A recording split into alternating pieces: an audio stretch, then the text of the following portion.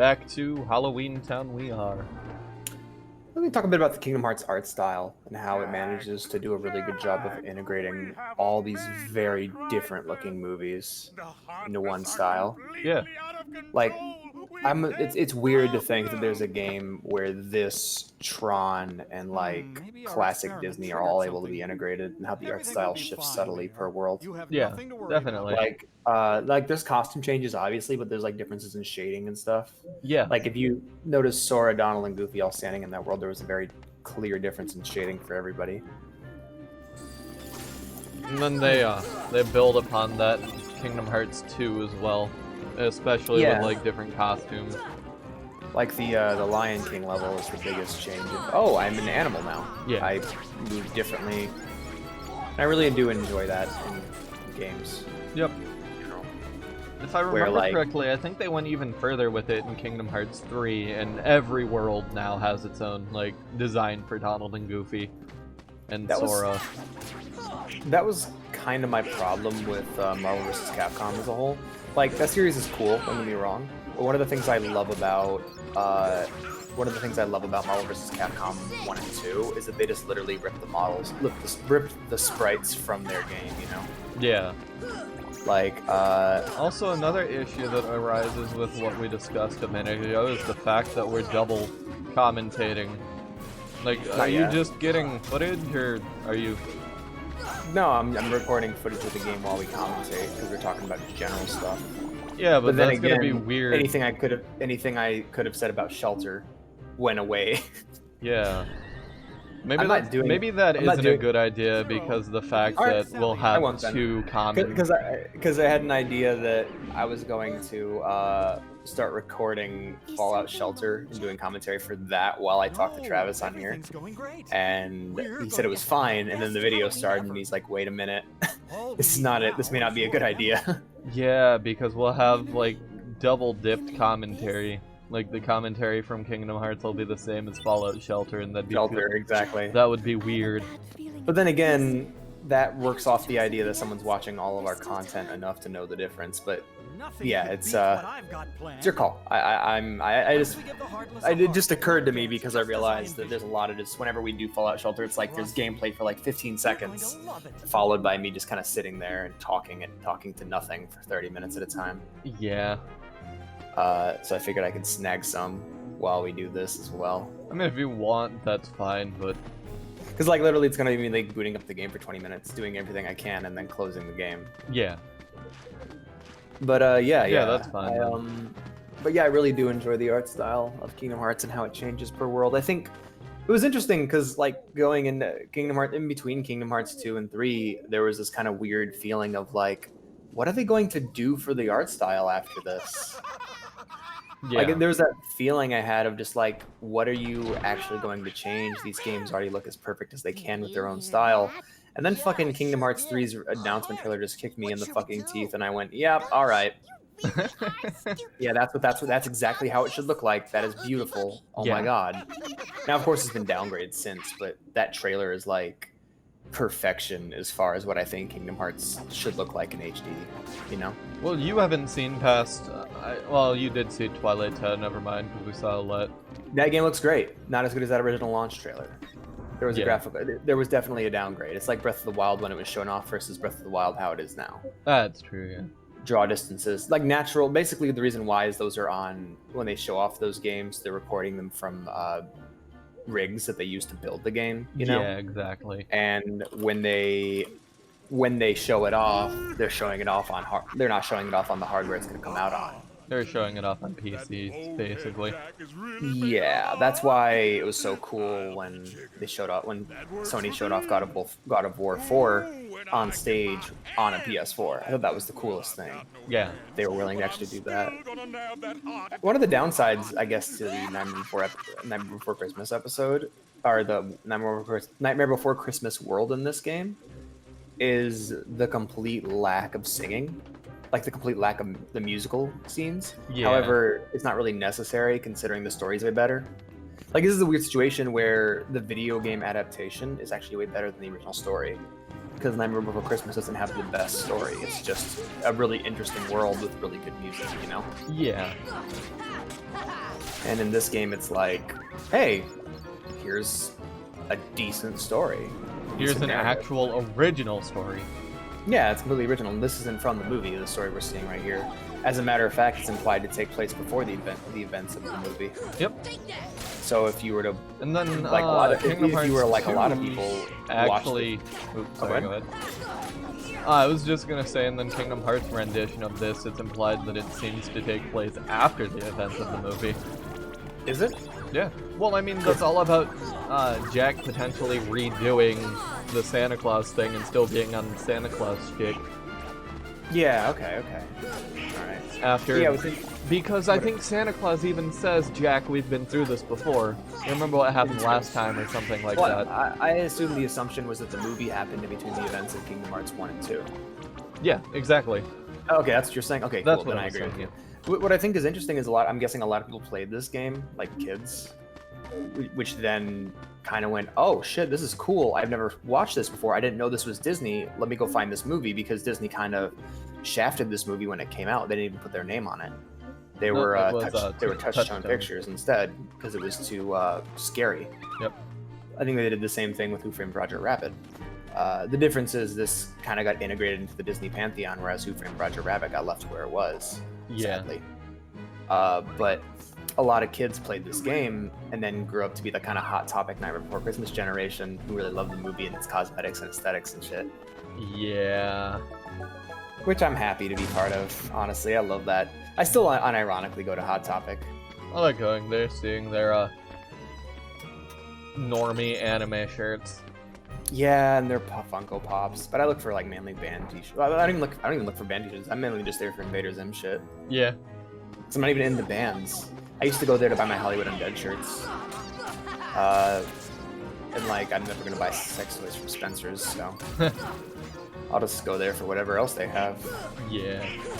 It's interesting how like, it's kind of sad going to the mall nowadays, because you can tell how hard these kind of novelty stores are struggling in the face of like online retailers.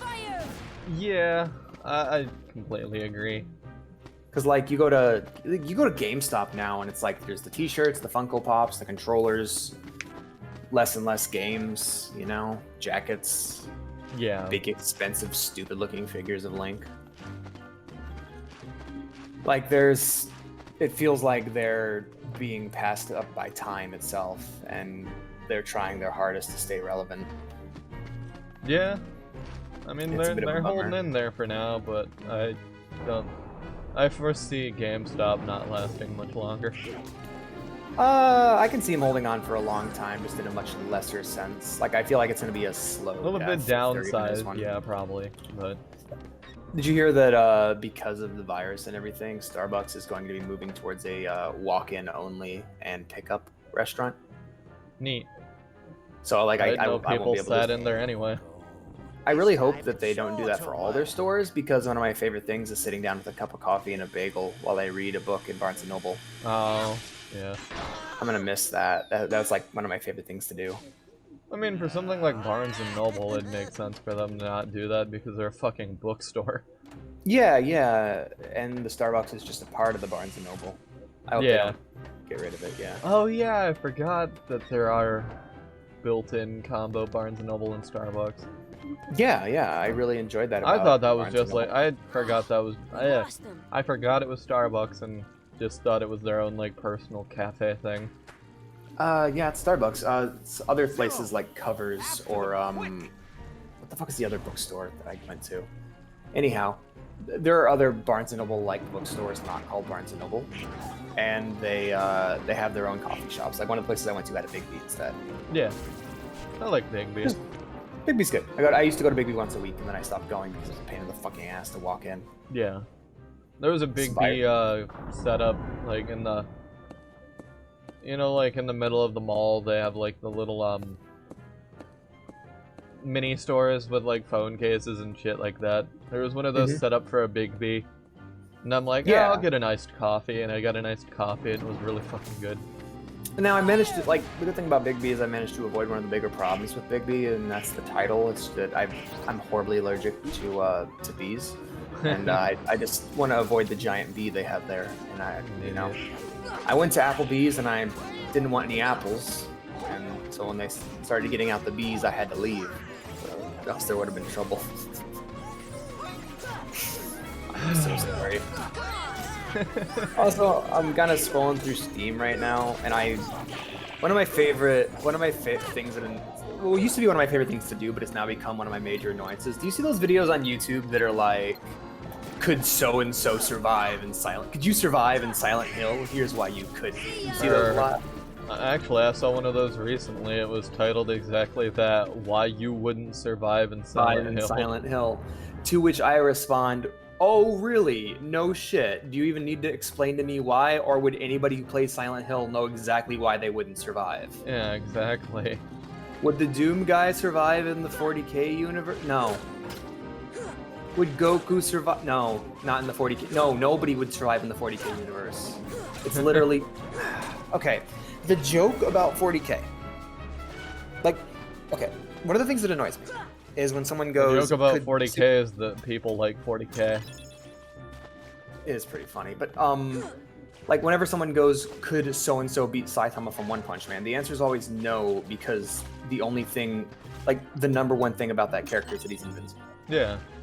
He destroys everything in one punch. Like, Superman could not be Saitama.